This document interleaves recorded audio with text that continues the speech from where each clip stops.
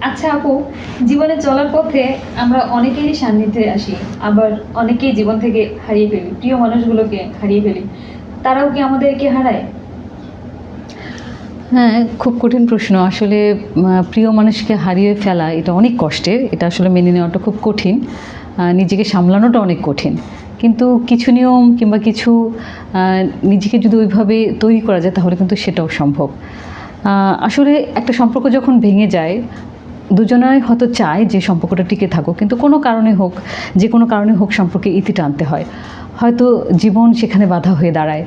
হয়তো দুজন বদলে যায়। আ হয়তো আপনি বদলে গেছেন, সে বদলে গেছে অথবা জীবন বদলে গেছে। যে কারণে হোক হয়তো এই সম্পর্কটাকে একটা ইতি টানতে হয়। তো সেটা যদি প্রিয় মানুষ হয় কোনো সম্পর্কের ক্ষেত্রে, তাহলে একমাত্র উপায় হচ্ছে সেই সম্পর্কটা যেখানে আছে সেখানে শেষ করে দিয়ে আপনাকে সামনের দিকে এগিয়ে যাওয়া। এটাই হচ্ছে সবচেয়ে